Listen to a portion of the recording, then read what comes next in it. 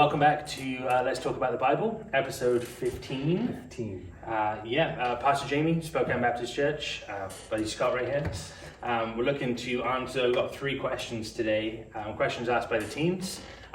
We're really excited about how many questions we've been getting. These videos have been kind of fun to make on our side of things, so if you've been enjoying them as well, let us know.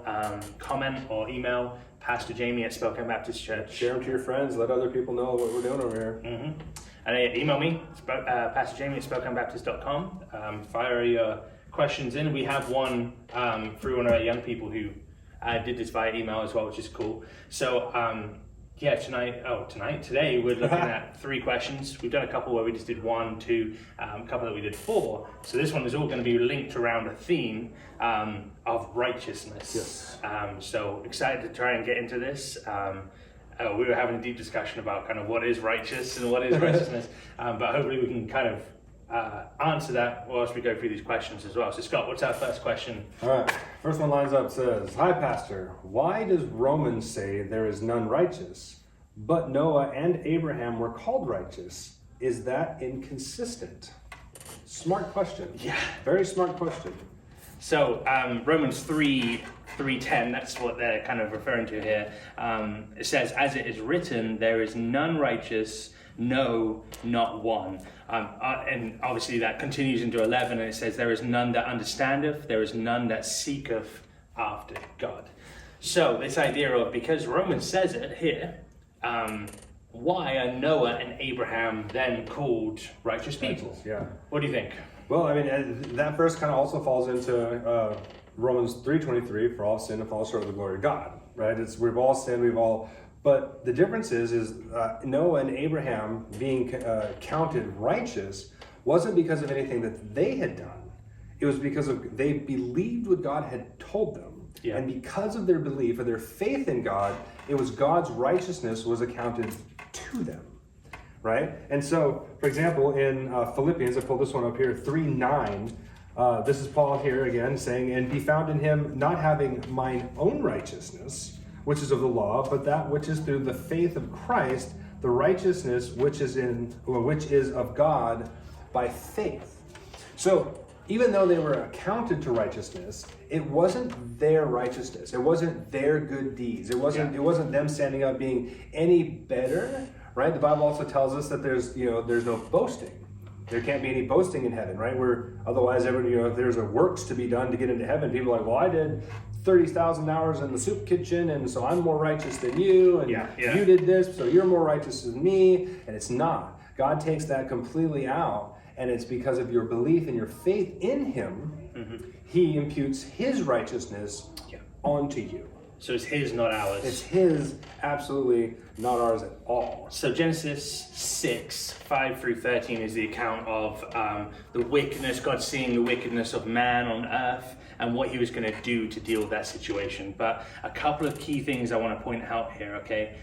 Verse 9, so chapter 6 of Genesis, verse 9, it says, "These are the generations of Noah. Noah was a just man and perfect in his generations, and Noah walked with God." Genesis 7:1, I want to jump across here, and it says, "And the Lord said unto Noah, Come thou and all thy house into the ark, for thee have I seen righteous before thee in this generation." And one more here, I just want to say, in the selfsame day, chapter 7, verse 13, Genesis, it said, "In the selfsame day entered Noah and Shem and Ham and Japheth, the sons of Noah, and Noah's wife, and the 3 wives of his sons with them into the ark." So because if you kind of reverse here a little bit, verse 9 of chapter 6, it says, "Noah was a just man and perfect in his generations, walked with God." Verse 7, chapter 7:1, it said that God saw Noah and saw that he was righteous in his generation, and because of that righteousness, his whole family that we can read in verse 13 of chapter 7 were saved in the ark because of the whole flood that was going to happen. Yep, they believed. God told Noah, Noah believed, Noah told his family, they believed, therefore the righteousness of God was accredited to them. And then again, like in Romans 1:17, it says, "For in it the righteousness of God is revealed from faith for faith, as it is written, the righteous shall live by faith.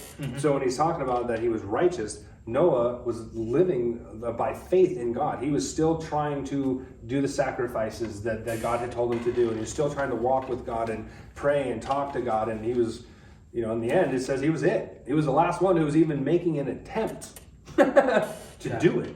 That word perfect doesn't mean that he was an actual perfect being. It means he was complete in his efforts of trying. And Noah walked with God. Walked So with God. even trying to walk, he successfully walked. It doesn't mean that he was sinless. Correct. He still had sin in his life. But verse 8 of chapter 6 of Genesis, just one thing to say, it said, Noah found grace in the eyes of the Lord. Yep. So the fact that he found grace in the eyes of the Lord, the fact that he was trying to walk, the fact that he was trying to walk for the Lord was the big reason why God saw him and saw him stand out amongst his whole generation. Yeah, and that's salvation by God's grace through our faith. Yeah. Noah found grace through his faith. Yeah, and so I'm going to jump to New Testament now. I was in Old Testament, and now in Hebrews 11, 6 and 7, it says, and even we could say 8 because of Abraham as well. So 6 through 8 says, but without faith it is impossible to please him. For he that cometh to God must believe that he is, and that he is a rewarder of them that diligently seek him. Verse 7, by faith Noah, being warned of God of things not seen as yet, moved with fear, prepared an ark to the saving of his house, by the which he condemned the world and became heir of righteousness, which is by faith. Verse 8, by faith, again, Abraham, when he was called to go out into a place which he should after receive for an inheritance, obeyed, and he went out not knowing whither he went. And you can continue on of him dwelling and looking for a city and looking to God and but by faith and by faith and by faith. And I think that's the big part here. Yep. When we think about righteousness and we think about what that means for human beings, and especially being people who sin. Every day we sin. But are you looking to God? Yeah. Are you living in faith? Are you seeking him eagerly? Yeah, and right? because even having him in our life doesn't mean that we're going to be sinless, but it does mean that we're looking to try not to sin. Yeah. We're trying to not be sinful people. And I think that's the thing that we look at when we go, well, I'm never going to be perfect. Yeah. Understand. Right. Correct assumption. Yeah. Heaven, that's the goal, right? That's the goal. But whilst we're on earth, we will sin. We will fall short of the glory of God. Everyone does. Everyone will continue to. However, if you live by faith, this is the part that stands people out. Yeah. Right? And David understood this. David, if you study David, he made lots and lots of mistakes, just like all the heroes of the faith. But David wrote in Psalms 145:17 that the Lord is righteous in all of his ways and kind in all of his works. Yeah. So the Bible tells us that for all of sin and falls short of the glory of God. And then for David is that he understood that he has fallen way short, but it's not his righteousness, it's God's, and that it's God is righteous. And so once God imputes his righteousness onto you, then therefore you have God's righteousness.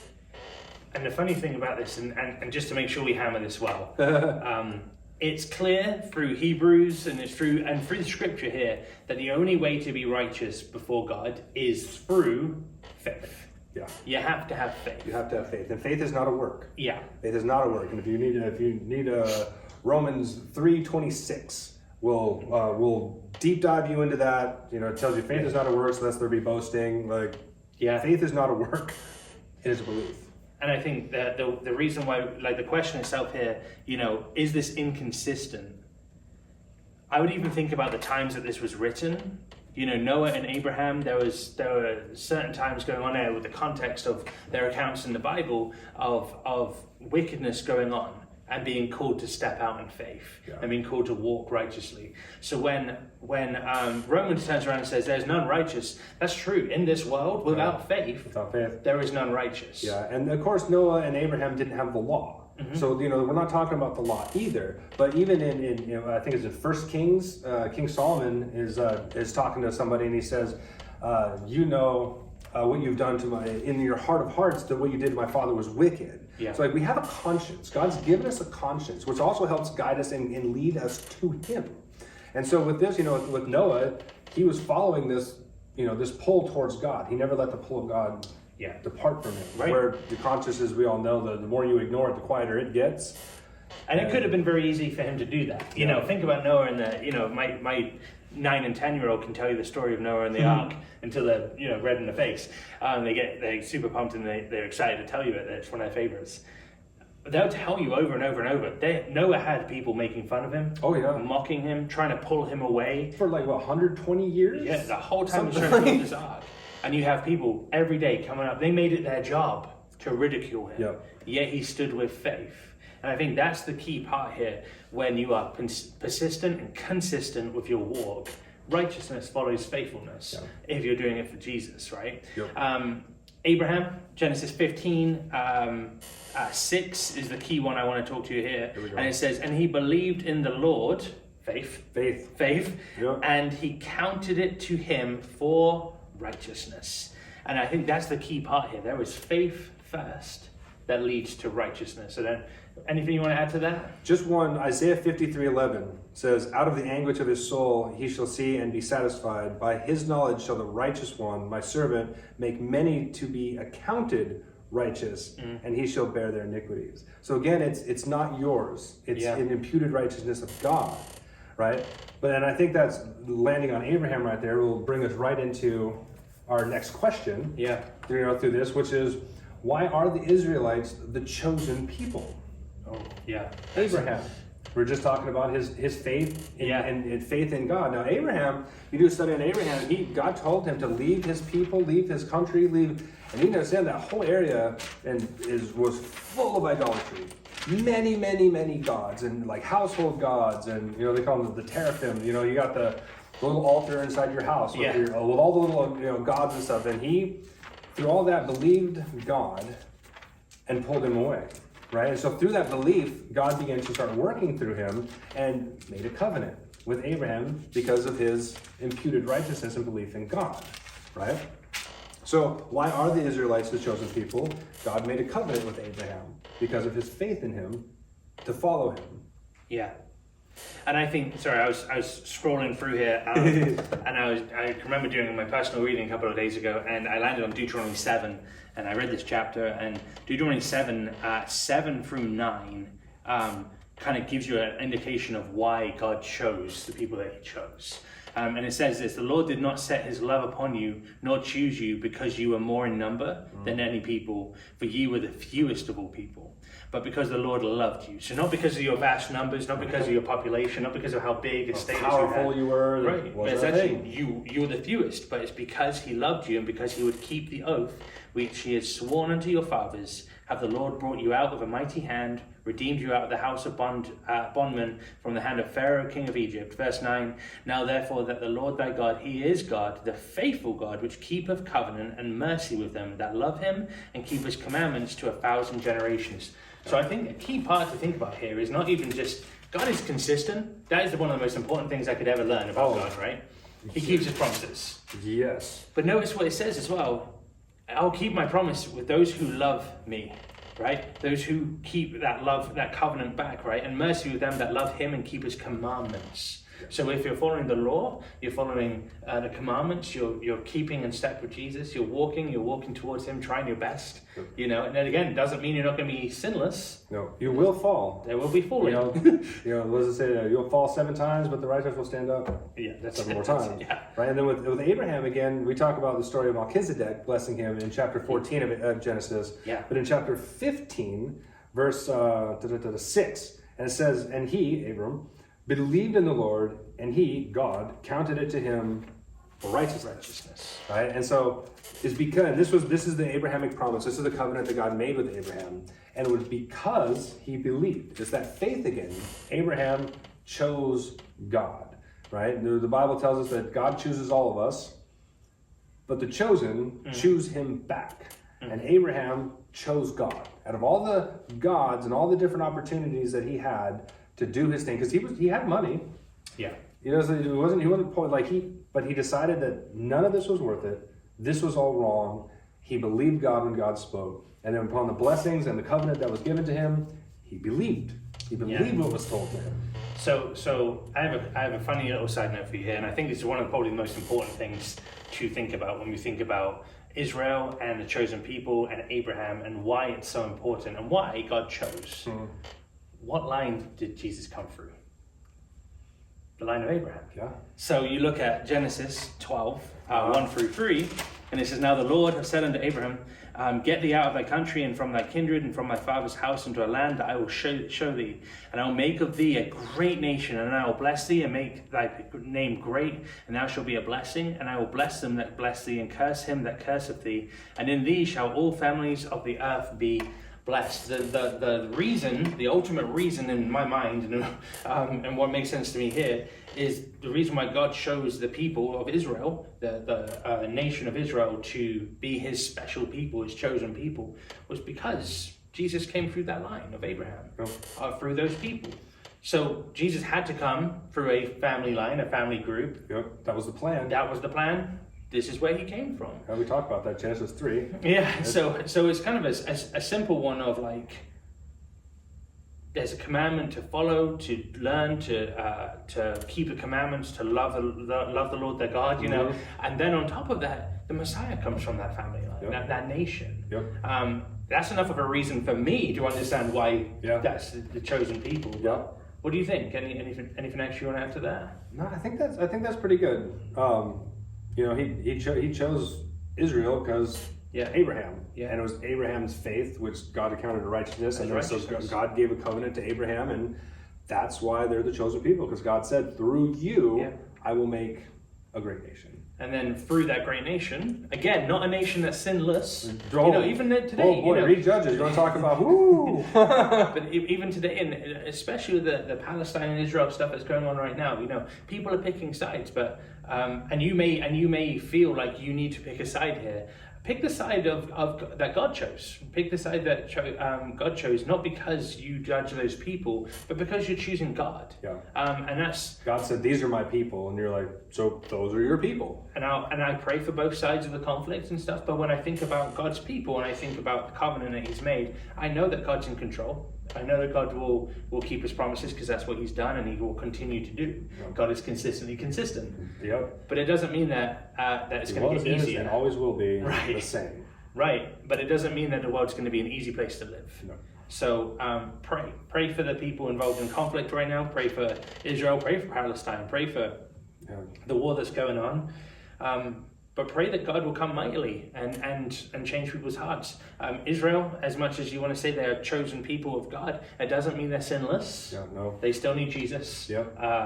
Every day we need Jesus. Every day we need Jesus. Right. So that was a side note. Sorry, but with the current climate right now, that's kind of one of those things. But think about the people that came out of Israel, the priests, the teachers, the heroes of the faith that came out of Israel.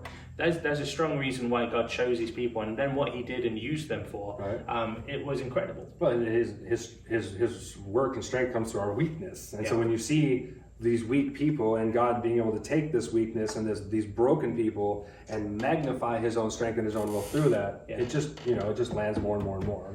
And it's funny, you mentioned Judges. We're going through that at the moment on Wednesday nights with our teens at Catalyst, and the one thing we keep saying, and Scott, every time I've asked Scott to do one of the teachings, he has to start off by saying, "And they failed again." Yeah, 7 times so far. They've sinned before God. And they've fallen short once more.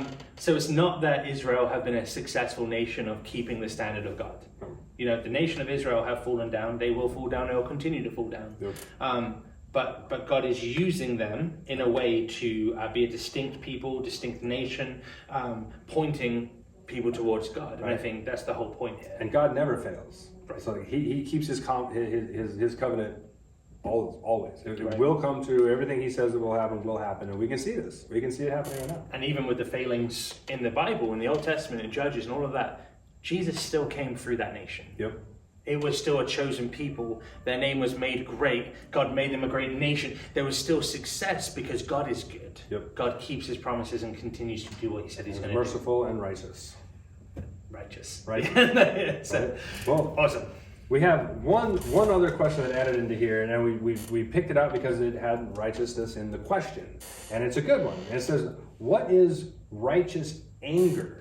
Yeah. So we've talked about righteousness, how none are righteous, none. Like we've all fallen short. So how do we apply this to ourselves? Because we get angry. Anger is, struggling with anger is a big thing. I struggle with anger. Everyone struggles with anger. Yeah. But what is righteous anger? And so I think we need to look at, since God is the only one who is righteous, what is it that God gets angry at? Yeah. And I think the answer to that is fairly simple. It's sin.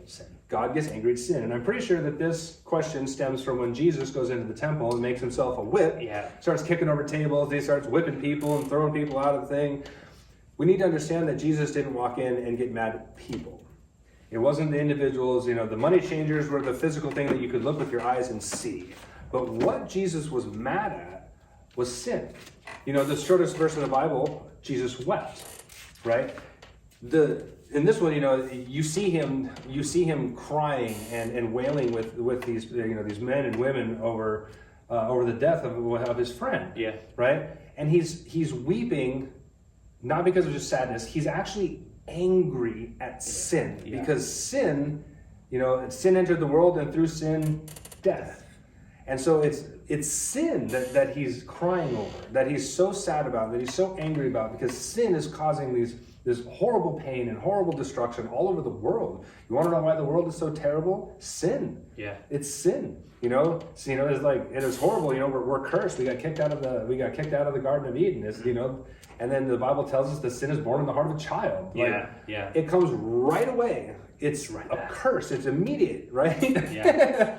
And so God hates sin because of what sin has done to his creation, his people, his love. He created us to walk with him and to love him and to be with him. Yeah. And because we sinned against him, we're all under a curse and it's all falling apart. Mm-hmm. And so righteous anger isn't getting mad at somebody. It's which is almost impossible, because I see the person, you do something mean to me and I want to get mad at you. Yeah. To back up and say, I'm not going to be mad at you. I'm mad at the sin that you're enslaved to that's causing you to act a certain way. Yeah.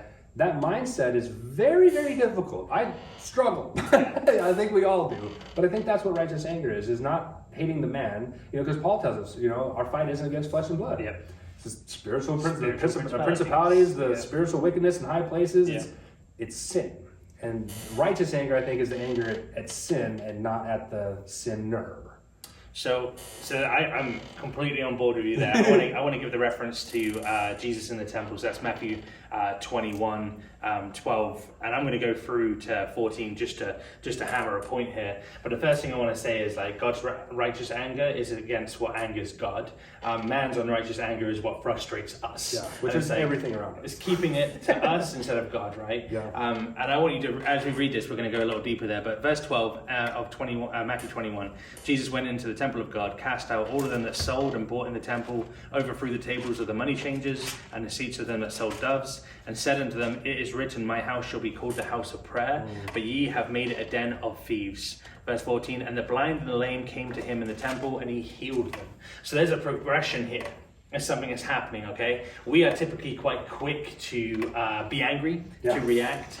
Jesus is not. Jesus is controlled in this. But what's he trying to do in this situation is the key part.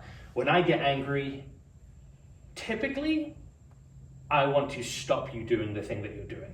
Right. Stop it. Yep. It frustrates me. Yep. Jesus is saying, actually, you've changed my house. The house is meant to be a house of prayer. You've made it into a den of thieves. What does he do? He kicks them out. Yep. He makes the whip. He throws over the tables. He chases them out. Then the blind, as you read in 14, and the blind and the lame came to him in the temple, and he healed them. He healed them. There is a restoration that happens instead of a destruction. It's not just a stop. There's a restoring to what it should have been. Yeah. So the fact brings that it back. Yeah, he takes out the dirt, sweeps it all out, and then opens the doors and says, "Come back in the way that it's meant to be." And I think that's the big part. When we have human anger, it's condemning, it's threatening, judgmental, all that stuff. With Jesus here, he's saying it's the way it's meant to be. There's a confrontation. It's what's the word I'm thinking of? Admonishment. There you go. There you go. Yeah. Of this is the way it's meant to be. How dare you? Yeah. And there's a warning of, like, you've made it less than what it's meant to be. Yeah. You've changed the identity of this place. Yeah. And then he turns it back into what it should be. And then it's a restoration cycle instead of a destruction cycle. Right. For us, and typically what will happen is you'll see people get frustrated at road rage and things like, what happens? Well, you get angry, you fight, and then you leave, but you both walk away wounded. Yeah, you cut ties, you burn bridges, and Right. you'll both go opposite directions, and But Jesus didn't do that. No, he he didn't didn't. come into the temple and go, well, this place is a dump, you change it completely, let's set fire to it and start again. start again. No, he goes in, he clears out the garbage, sweeps it all up, cleans it all out, and brings it back to where it's meant to be. Which is what he does inside With of us. us. So it's like a great example of what he can do to you. You're a new creature. God, he comes into your life and he helps you to just get rid of all the garbage that's in there, and he restores you, and he works on your life as a restoration work until we become perfect in him when salvation comes in Christ's second coming. You know, so it's a great example of just seeing what he does. You know, and with this again, you see, Jamie and I talk about the word meekness. Yeah. Power under control. Right. This God could have he could have ripped the whole thing down, but he power under control. He came in there, he removed what needed to be removed, he restored what needed to be. Yeah. He was in control. A restoration instead of a destruction is kind of the way I see this. So righteous anger in that way is anger at sin, and then wanting a restoration for the sinner. A restoration project in all of us has happened, right? To be able to be who we are and be called part of God's family. But yeah, to me, that's what righteous anger is. I don't practice it very well. I'm not very good at it either. So, I try very, very hard, but I mean... I think the goal we should all have in life is to be righteously angry at our unrighteous anger. But it would just be even more confusing. So stand in front of a mirror and get mad at yourself. And then work it from there. But truly, God's anger is not the same as our anger. Our anger is very selfish and inward looking. That's a good point. It's And, very selfish. And me, you're upsetting me, you shouldn't be upsetting me, therefore you're the bad guy. And notice when Jesus says about the identity of the temple, and this will be kind of our final point here, is we've gone over our 20 minutes. He says, it is written, my house shall be called the house of prayer, but you made it into a den of thieves. You made it about you gaining money instead of people being able to talk to the Father. And I think that's the key part. When we make it about ourselves, it is that selfish anger. When we make it about God, it is that righteous anger. That doesn't mean we can go around and punch someone and say, I'm punching you because of Jesus. That's not the case. What we're saying is if we're upset because of the sin and we want to see that sinner restored, if you are upset at the sin and then angry at the sinner, that's personal anger. If there is a love and a care and a concern for the sinner, that's more of a righteous. And we're all made in the image of God. We're to love. And so pray for them to be delivered from the sin that's controlling their lives. Boom. Awesome. Let's end there. I think so. That's awesome. Guys, I hope you've enjoyed this episode. Episode 15. Righteousness. Done. Awesome. Boom.